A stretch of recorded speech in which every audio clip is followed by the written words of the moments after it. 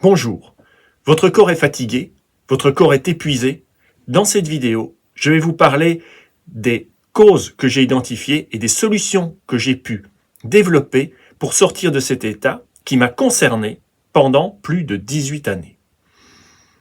La fatigue chronique, l'épuisement chronique, c'est le thème de cette vidéo. Bienvenue à l'école de coach respiration. Technique de bien-être basée sur l'écoute des besoins fondamentaux du corps et l'approche scientifique de son fonctionnement. Alors, un point très important concernant la fatigue, c'est sa signification. Que signifie le fait que votre corps soit fatigué?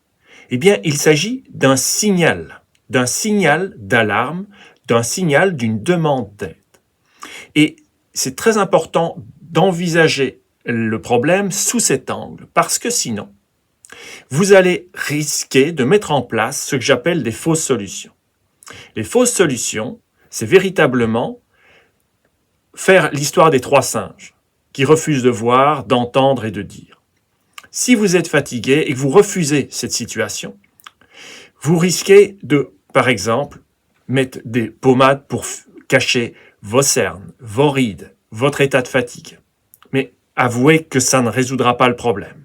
Vous risquez aussi d'avoir un comportement très dur vis-à-vis de vous-même, vous dire « Ah, je suis fatigué, mais je passe au-dessus et donc je vais mettre de l'énergie pour dépasser cette fuite d'énergie que j'ai à l'intérieur de moi. » C'est courageux, je salue. Mais sachez que sur le long terme, ce n'est pas une solution gagnante. Donc, gardez-vous des solutions qui ne s'attaquent pas à la source du problème parce que tôt ou tard, le problème ressurgira d'une autre manière, sous une autre façon. Le corps fatigué, c'est le signe précisément d'un point de vue du fonctionnement du corps que votre corps est dans un état de stress et d'inflammation élevé. Alors, ce stress n'est pas forcément du stress nerveux. Vous savez qu'on envisage tous les stress en coach respiration.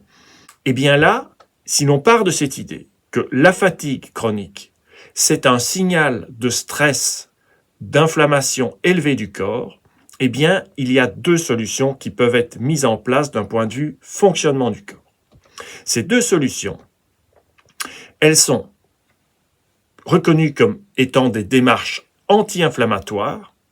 L'une et l'autre sont diamétralement opposées dans les canaux qui vont être utilisés. La première concerne la stimulation des glandes surrénales. Ce sont surrénales, ça veut dire au-dessus des reins, donc ce sont des petites glandes qui sont situées sur vos reins.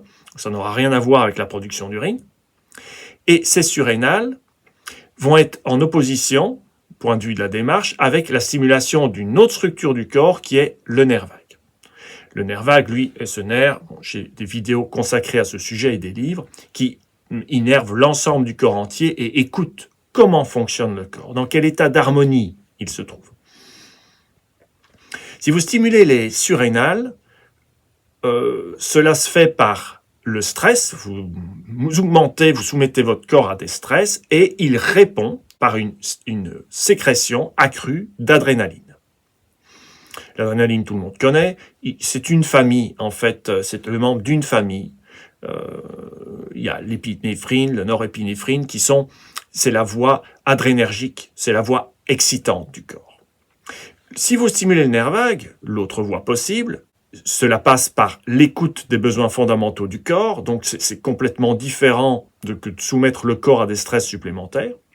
Et si on compare alors ce qui va se passer entre la stimulation des surrénales et ce nerf vague, nous avons d'un côté les surrénales qui vont déboucher sur la production de cortisol.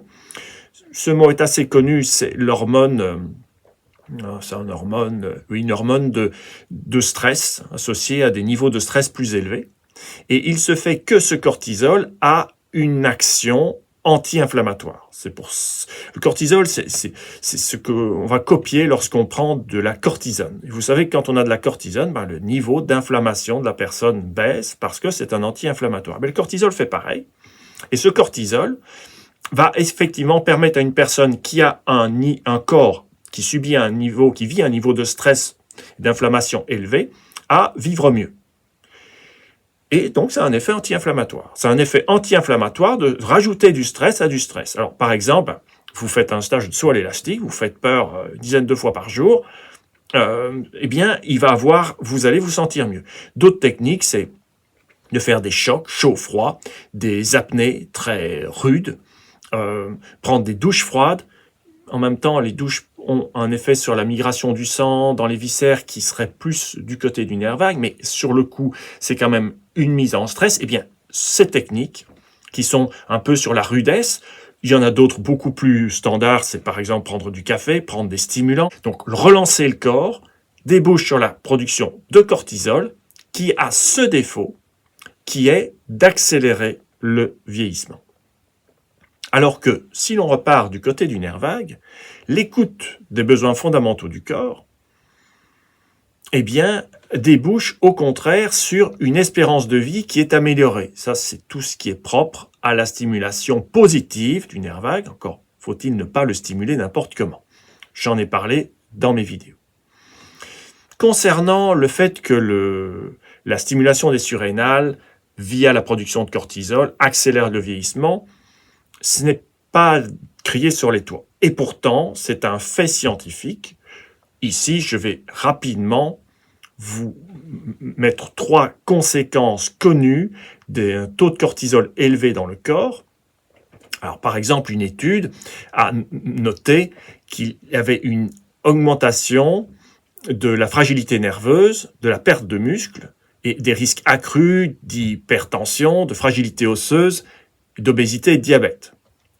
Une autre étude a montré que chez les personnes qui avaient un taux de cortisol le plus élevé, ils avaient jusqu'à 5 fois plus de risques de mort par maladie cardiaque, même s'il n'y avait pas de problème cardiaque au départ.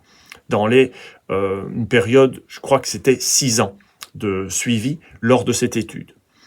Et enfin, une dernière étude montre que quand on a un taux de cortisol élevé, on a un risque augmenté d'hypertension et une réduction de l'espérance de vie chez les personnes âgées, cela quelles que soient leurs conditions de santé de départ.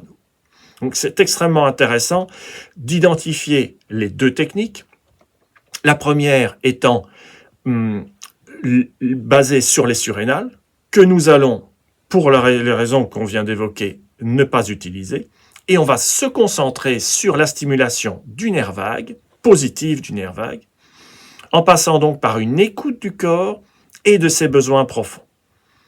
Alors il y a quelque chose qui est peut-être pas facile, c'est qu'on est fatigué, et ce corps, quand il est fatigué, il n'envoie que des signaux qui sont des signaux de détresse, des signaux qui sont pas agréables. Donc, au lieu d'être en forme, on se sent lourd. J'ai connu ça pendant au moins 18 années.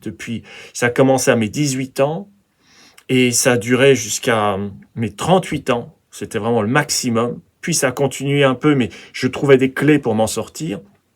Et chaque matin, je m'éveillais fatigué, bouger mon corps était quelque chose de particulier. Alors, pas toute la journée, c'était le remettre en mouvement qui était pénible.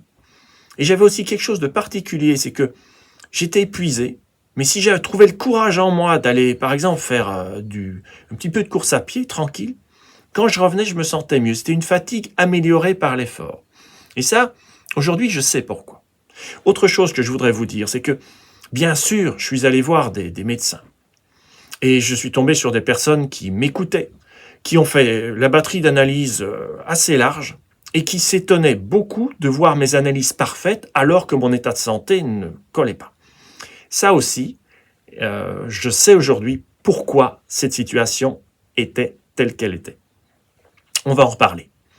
Donc, dans cette première vidéo, ce n'est qu'une partie des solutions. Il y en aura donc d'autres. Mais ici, nous allons nous centrer déjà dans cette première approche sur le nerf vague, la stimulation positive et donc, typiquement, par l'écoute des besoins fondamentaux du corps, l'approche par la coach respiration, cette technique que je développe.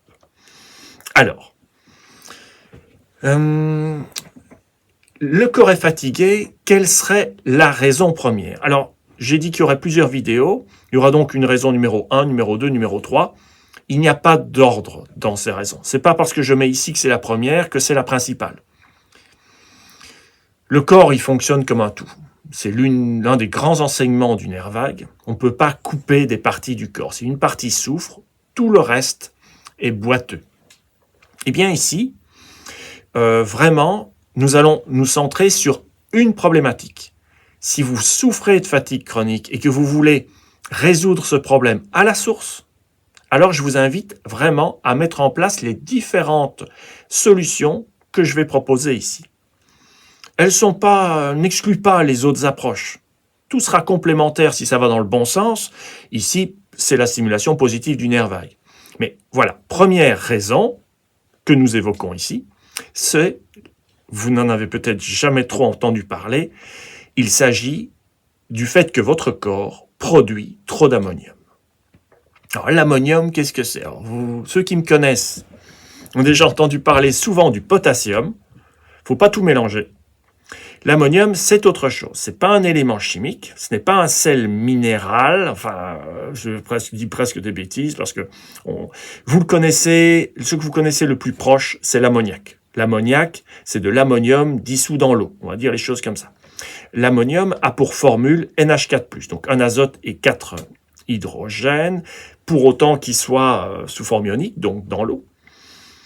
Ok, vous avez sa petite formule, peu importe. Ce qui nous importe ici, c'est que cet ammonium est la molécule la plus toxique produite par le corps, en conditions normales. Bien sûr, si vous avez des bactéries vous avez la bactérie du tétanos, ces bactéries vont produire des choses qui sont encore plus toxiques, mais ce n'est pas votre corps qui le produit, ce ne sont pas des conditions normales. En conditions normales, cet ammonium est redoutable. Je suis une personne qui sous-respirait. Il y a des personnes qui hyperventilent. Je ferai une vidéo sur ce distinguo que je sais faire aujourd'hui et que je sais expliquer. Mais là, j'étais un sous-respirateur, j'étais d'ailleurs persuadé que tout le monde sous-respirait, ce qui n'est pas le cas. Et je me suis intéressé à pourquoi j'avais été dans un tel état de fatigue chronique et d'un tas de faisceaux d'indications ont convergé vers l'ammonium. Et l'ammonium, voyez-vous, il n'apparaît pas dans les analyses classiques.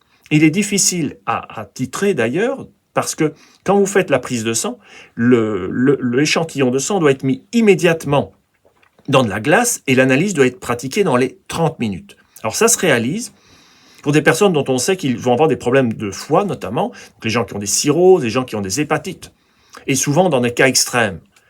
Mais en routine, c'est une analyse qui est très rare. Et voilà pourquoi ça ne se voit pas aux analyses sanguines classiques. Cet ammonium dans le sang, donc il est produit par le corps, on va voir dans un instant où, mais cet ammonium dans le sang, s'il est compris entre 0,2 et 1 mg, c'est la plage normale, considère que tout va bien. Au-dessus de 1 mg, on entre dans une situation qui est en fait extrêmement peu décrite dans la littérature scientifique. On s'intéresse à ce qui est normal, on s'intéresse à ce qui est extrême, on va le voir dans un instant. Mais là, cette plage entre, que se passe-t-il quand on a 1,1, 1,2 mg? En fait, vous commencez à développer des troubles du fonctionnement du corps. On va voir où, et vous allez voir que ça va concerner le corps entier. Et lorsque vous arrivez à 4 mg, c'est-à-dire juste 4 fois plus que la plage supérieure, vous entrez en convulsion et en coma, autrement dit, c'est mortel. Alors, l'ammonium, qu'est-ce qu'il nous fait? Cet ammonium, il est responsable de dysfonctionnement du corps entier. À nouveau, il ne va pas y avoir de gradation dans ce que je vous dis, tout ça se passe en même temps. D'abord, sachez que l'ammonium est capable de bloquer les chaînes respiratoires. Donc, ce n'est pas la respiration, je ventile, c'est la respiration cellulaire, c'est-à-dire celle qui permet de transformer du sucre, du glucose en énergie. Et cet ammonium, il bloque ça, il ralentit, il empêche les réactions de se faire. Ce qui forcément va avoir pour conséquence le corps va disposer de moins d'énergie, même si tout fonctionne très bien par ailleurs, que vous avez 20 ans, vous avez la vie devant vous, si vous avez un peu trop d'ammonium dans le sang, il suffit de ça pour que votre corps soit incapable de produire autant d'énergie qu'il le pourrait.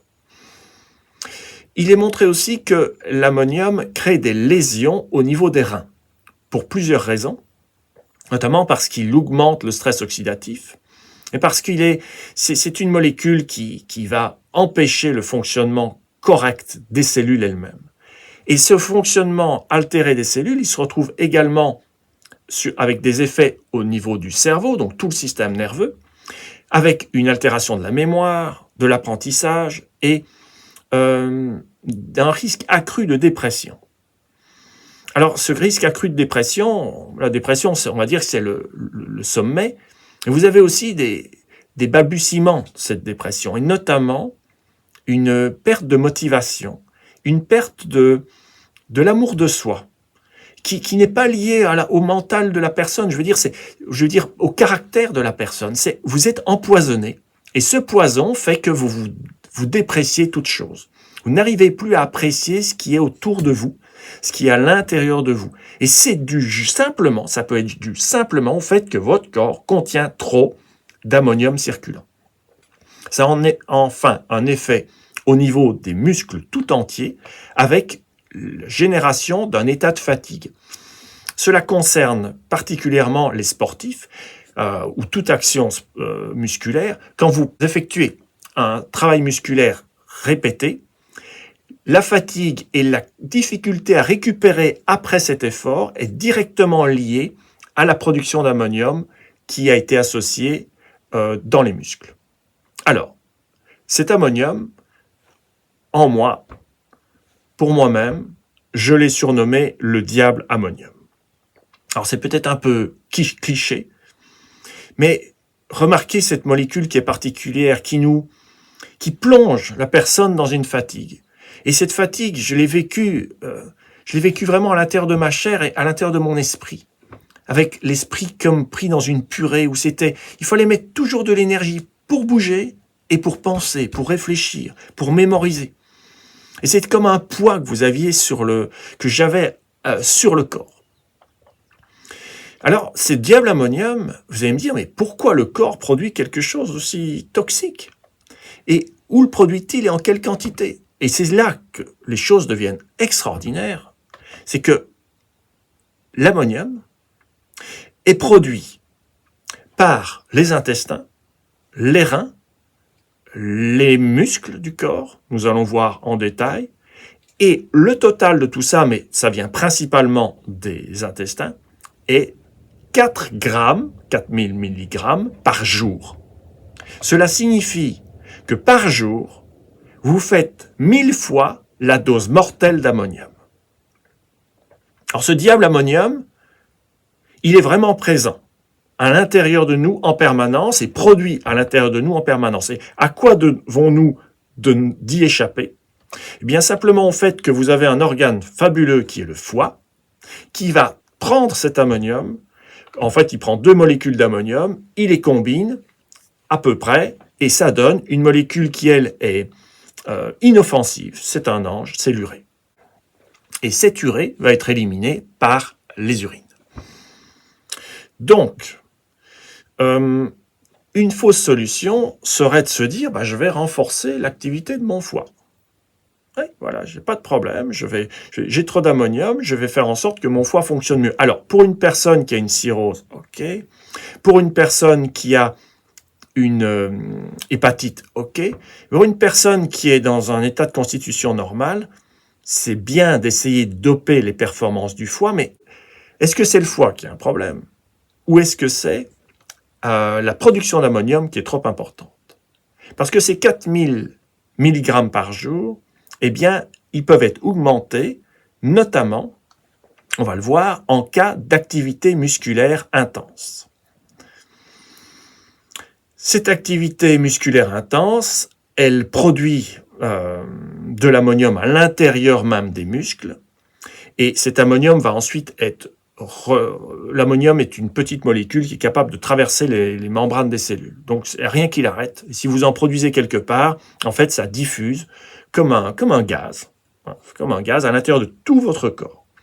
Et cette production supplémentaire d'ammonium, elle est connue pour être le responsable d'un syndrome que les spécialistes appellent le syndrome du surentraînement. Alors, je vous mets là une petite référence qui en parle. Il y a de nombreux articles sur le sujet. Et ce syndrome du surentraînement, qu'est-ce que c'est? Ce sont des sportifs qui s'entraînent vraiment de manière intense et qui, tout d'un coup, ont d'abord une baisse de performance, enfin une baisse de confort physique et il plonge dans un état dépressif ou quasi dépressif avec ce que je vous disais. Une perte d'estime de soi, de motivation, d'entrer dans une sorte de brouillard mental désagréable. Certains sont allés, à cause de ce syndrome du surentraînement, jusqu'au suicide. C'est vous dire la détresse profonde, le mal-être profond dans lequel l'ammonium peut plonger. Ça, c'est un cas un peu particulier. Vous qui écoutez cette vidéo, il y a peu de chances que vous souffriez de fatigue chronique suite à un entraînement sportif de très haut niveau. C'est peut-être votre cas. Et pour la majorité d'entre vous, la cause première d'une surproduction d'ammonium n'est pas celle-là. Ce qui risque d'être votre cas, c'est une surproduction d'ammonium provenant des reins. Alors, dans quelle situation est-ce que les reins se mettent à produire de l'ammonium? Eh bien, ils le font lorsque votre alimentation est génératrice d'une charge acide rénale élevée. Alors, c'est quoi la charge acide rénale? C'est la quantité d'acidité que votre corps doit éliminer et qu'il va faire via les reins. J'ai parlé un peu de ce sujet avec une vidéo sur, par exemple, l'acide citrique.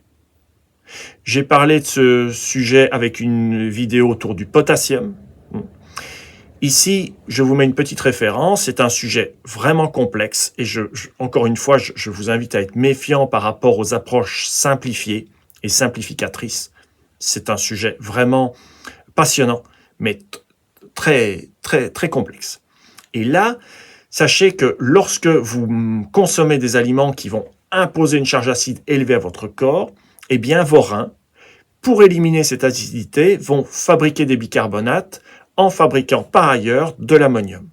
Alors, évidemment, cet ammonium, il est censé être éliminé par les urines, puisque ça se passe au niveau des reins, sauf que, je vous l'ai dit, l'ammonium traverse tout, et ça diffuse comme un gaz. Et donc, si vos reins se mettent à produire plus d'ammonium, beaucoup d'ammonium, une partie de cet ammonium va diffuser jusqu'à votre sang, et donc ça aura tendance forcément à augmenter votre taux sanguin d'ammonium en train de circuler.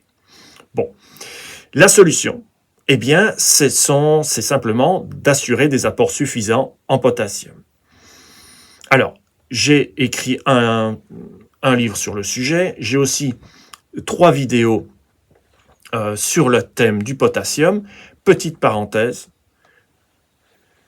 quand vous apportez du potassium à travers vos aliments ou des compléments alimentaires qui miment ce potassium alimentaire, ce n'est pas le potassium qui va influencer la production d'ammonium.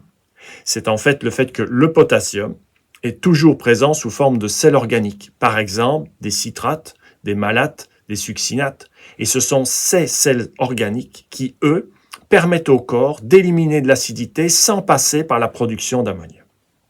Donc, première action ici, c'est pour réduire la production d'ammonium générée par vos reins, c'est d'assurer à votre corps des apports en potassium. Cela permettra de façon indirecte de réduire une des sources possibles de votre fatigue chronique. La troisième origine possible d'une surproduction d'ammonium par votre corps, c'est au niveau des intestins. Et là, nous entrons dans nous entrons dans le cœur de la vidéo et c'est pas vrai, parce que tout ce qui a été mis avant est important. Je vais aboutir sur des solutions concrètes, mais ne les mettez pas en place uniquement celles-là en vous disant « Ah, tout vient des intestins », mais prenez compte aussi du travail que votre corps doit effectuer pour assurer l'équilibre acide-base. Et donc, prenez en compte la nécessité des apports de potassium. Cela étant dit, dans quelles conditions est-ce que votre corps peut produire plus d'ammonium au niveau des intestins? Eh bien, cela se produit lorsque dans vos intestins prolifèrent des bactéries qui portent le nom joli de bactéries putréfiantes. C'est le cas aussi lorsque vos intestins sont le lieu de prolifération non plus de bactéries, là, mais d'un champignon qui s'appelle Candida albicans et qui est responsable des candidoses. Bon, les voies métaboliques qui font qu'au final de l'ammonium est produit sont différentes, mais le résultat est le même. Alors, c'est pas écrit sur votre front que vous hébergez des bactéries putréfiantes ou des candidats albicans. Alors, est-ce qu'il y a un indice possible? Écoutez, l'ammonium, tout à l'heure, je vous ai dit que ce que vous connaissiez de plus proche, c'était l'ammoniac. Et je suis convaincu que vous connaissez tous l'odeur de l'ammoniac. Typiquement, qui aime bien le milieu marin, enfin, c'est une drôle de référence, si vous allez à un endroit où il y a une marée verte et qu'il y a des algues en train de pourrir, bah, ça sent l'ammoniac. Voilà. C'est un poison pour le corps. Et il se fait que c'est ce qui se forme à l'intérieur de vous lorsque la production d'ammonium est augmentée dans vos intestins. Donc, un indice, parce que c'est ce que nous cherchons, c'est que quand vous allez à la toilette, eh bien, ça va sentir l'ammoniac. C'est-à-dire, ça va sentir vraiment, vraiment pas bon. Du caca, ça sent pas bon.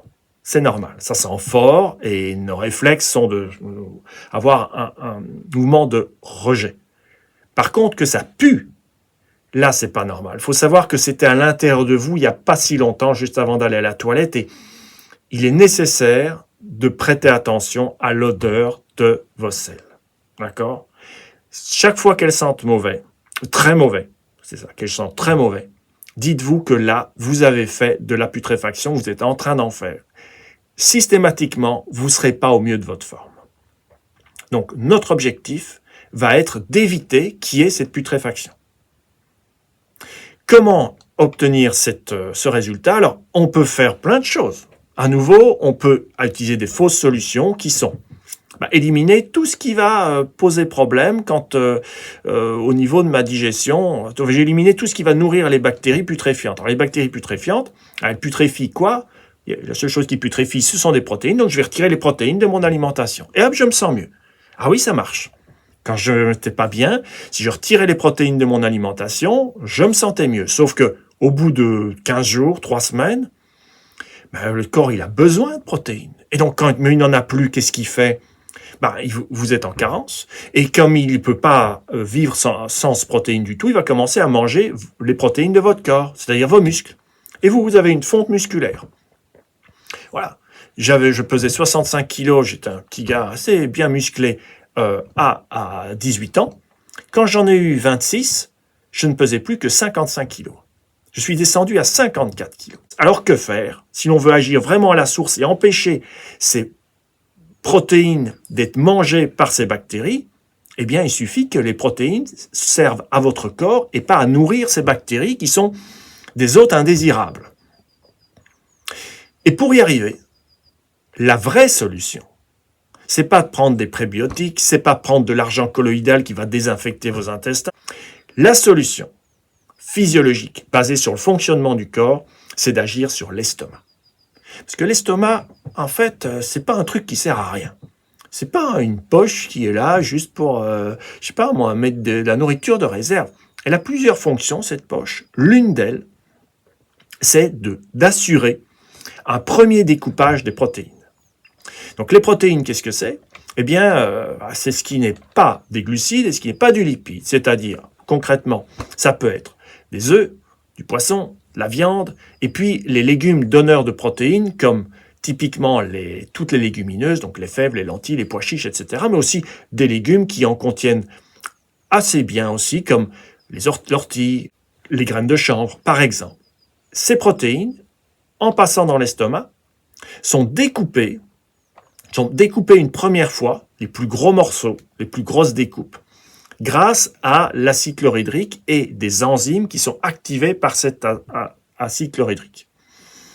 Ces protéines découpées, lorsqu'elles glissent jusque dans vos intestins, c'est parfait. Le corps va continuer à les découper et prendre les briques de ces protéines et le faire passer dans la circulation sanguine où elles vont servir à renouveler les protéines dont votre corps a besoin pour fonctionner. Le problème est lorsque ces protéines non découpées descendent dans vos intestins. Là, le corps il ne sait pas en faire grand-chose. Alors surtout si c'est des grosses protéines, par exemple le gluten, le gluten c'est la protéine qui est présente dans les céréales, ou la caséine, la protéine présente dans le lait.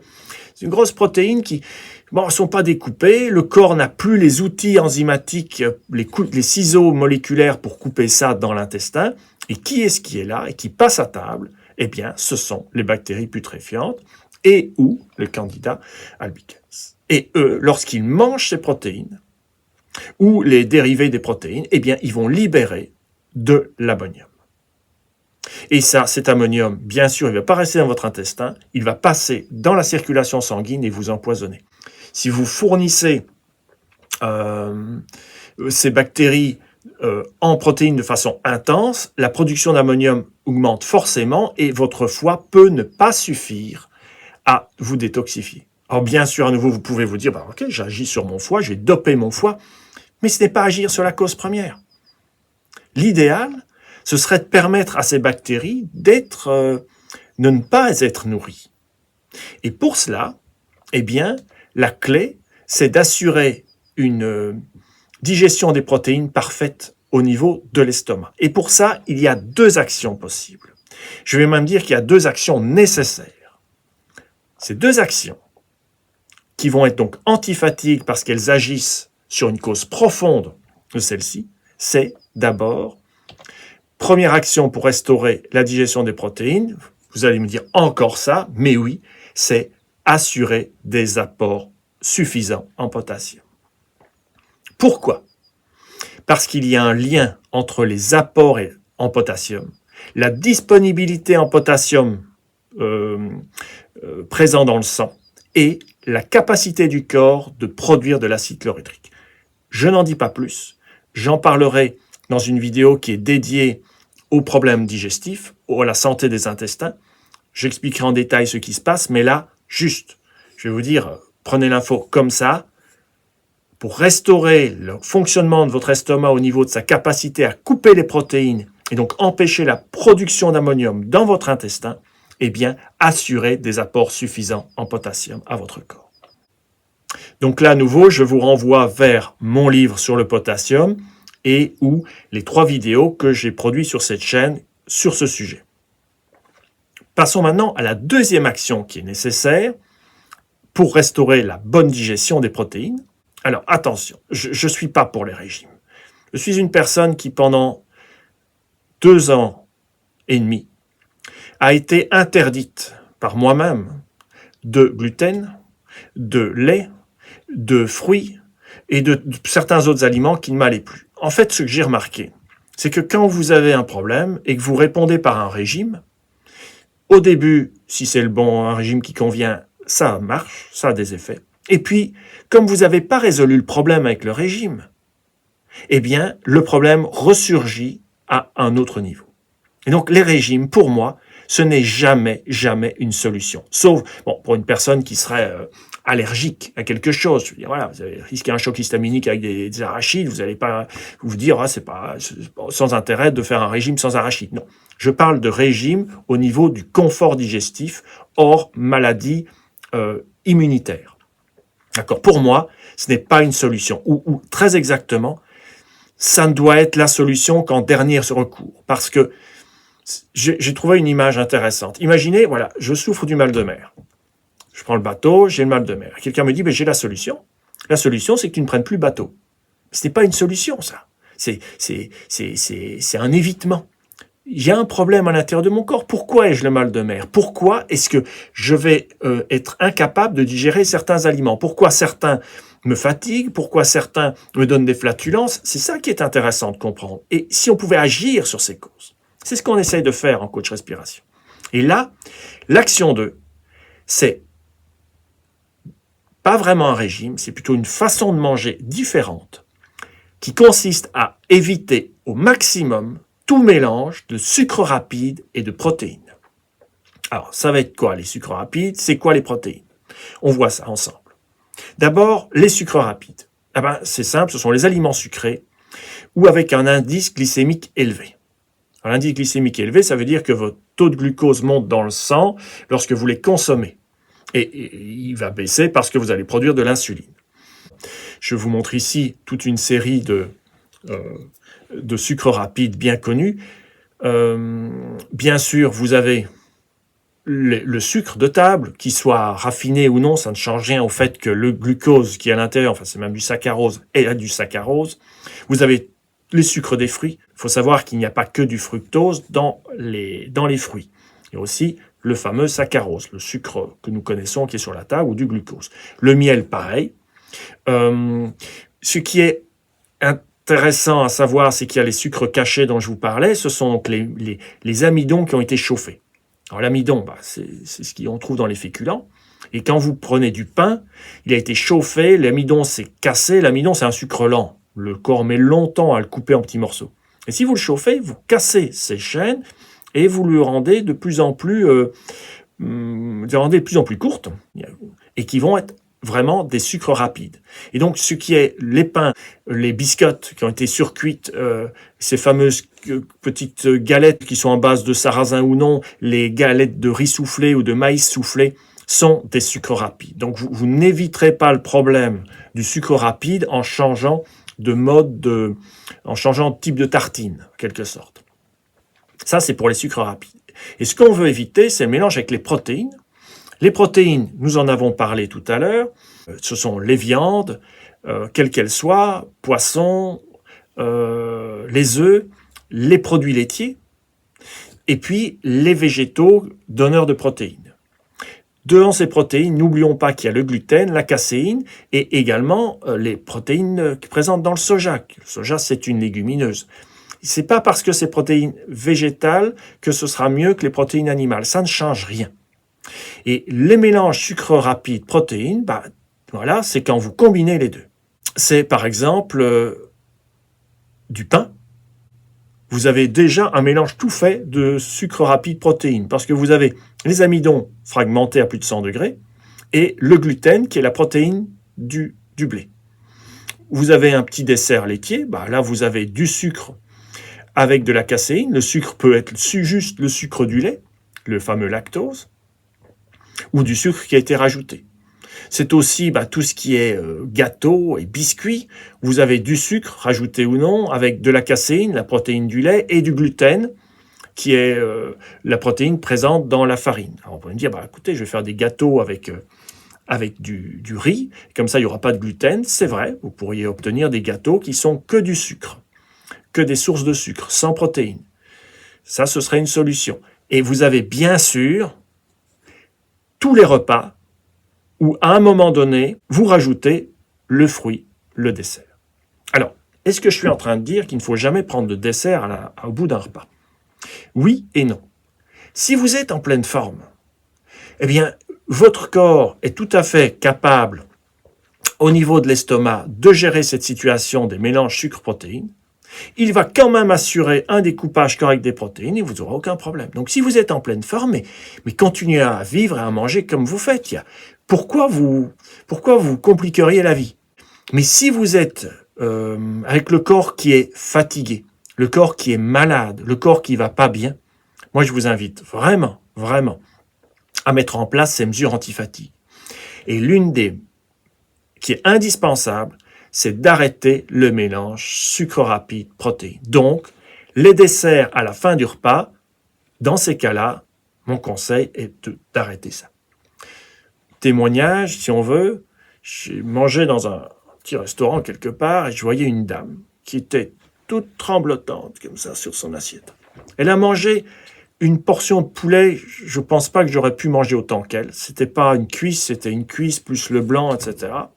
Très bonne dose de protéines. Il faut quand même préciser qu'aujourd'hui, les recommandations, c'est 3 portions de 120 grammes par semaine. Ça tourne plutôt autour de ça. Bon, elle avait, je sais pas si elle fait ça tous les jours, 2 fois par jour, je sais pas où elle était, mais elle devait être à 300 grammes de poulet, minimum. D'accord? Et quand elle a eu fini de manger ça, elle a mangé un demi-melon. Écoutez, en tant que physiologiste, je suis pas du tout étonné que, je ne dis pas que c'est à cause de ça qu'elle tremble, je dis mais dans ces conditions-là, elle n'a aucune chance d'aller mieux dans la dynamique de maladie dans laquelle elle est inscrite. Elle n'a aucune chance de ralentir ça. Alors après, c'est la liberté de chacun. On peut se dire, moi je m'en fiche, je tremble, je vais pas bien, je suis fatigué, je m'en fiche, je prends mon repas, je prends mes desserts, j'ai pas envie de me passer de ça. Et je respecte ça. Parce qu'en fait, quand on fait des régimes ou qu'on s'interdit certaines choses, ce que j'en ai tiré de l'avoir traversé pendant des années, c'est qu'on est comme puni. En fait, le corps est fragile, on est sensible et donc on est moins résistant, on peut moins se permettre des extras, des douceurs par rapport aux autres et on est puni de ça en devant s'interdire de manger une petite chose sucrée à la fin du repas. Et ça, c'est pas... Pourquoi les gens seraient punis? On n'est pas sur Terre pour être punis. Le conseil que je donne, c'est pas de supprimer les desserts. C'est de décaler dans le temps les choses. Alors d'abord, les desserts qui sont déjà des mélanges sucre rapide protéines, ça sert à rien de les décaler parce que ça changera rien. Mais essayez, autant que possible, de décaler lors de vos repas la prise d'aliments qui apportent des protéines et les aliments qui apportent des sucres rapides. Donc, vous prenez votre repas et là, au bout du repas, vous prenez rien. Vous prenez pas de dessert. Vous attendez 2 heures que votre estomac soit vidé et là, vous pouvez vous accorder quelque chose de sucré. Alors, c'est quoi ce quelque chose de sucré? Ça peut être le petit morceau de chocolat. On en parlera du chocolat parce qu'il a un autre effet sur la digestion qui n'est pas intéressant. Mais j'en parlerai dans la vidéo sur la santé digestive. Donc, ça peut être une date, une figue. Là, vous n'avez que du sucre sans mélange de protéines. Ça peut être un morceau de melon. Vous voyez? L'idée, c'est de utiliser, prenez votre dessert comme vous prendriez un 4 heures. Cette simple démarche de prise en compte de comment votre corps fonctionne en fonction de votre niveau de sensibilité, voyez, va vous permettre de manger finalement la même chose, mais avec des conséquences complètement différentes au niveau de votre corps. Alors je vous préviens, c'est difficile de se passer du dessert. Parce que, je ne sais pas si vous êtes versé là-dedans, mais il y a des spécialistes qui disent que les bactéries qu'on a dans les intestins, elles sont capables d'envoyer des signaux au cerveau. Et lorsque vous allez en retirer les sucres rapides à la fin de votre repas, en prenant en plus d'assez de potassium, votre corps va être capable de digérer les protéines et ces bactéries putréfiantes que vous hébergez, elles ne vont plus avoir à manger. Et elles vont envoyer des signaux pour vous affamer. Elles vont vous demander de manger trop de protéines et d'avoir très très très envie de manger des sucres rapides en même temps.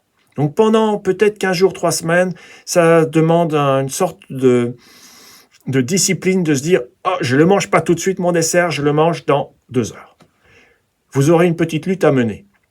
Alors si vous prenez le potassium en même temps, ça va énormément vous aider. Je ne pense pas que ça durera 15 jours, 3 semaines.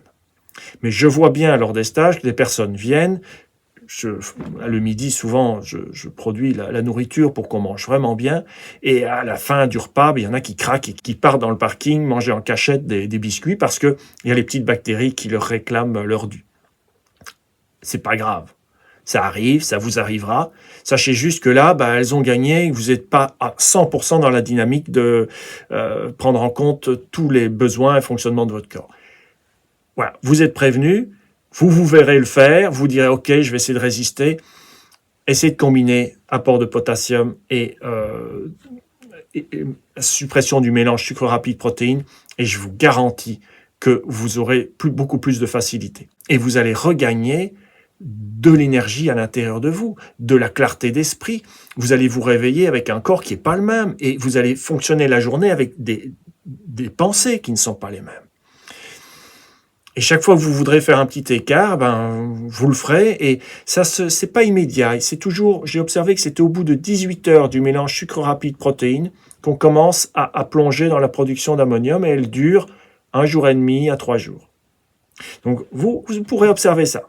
Et puis après, c'est vous qui décidez, bien sûr, du bien que vous voulez vous faire ou tout de suite, avec ce petit dessert derrière ou en différé, en prenant le dessert au moins 2 heures après votre dernier repas.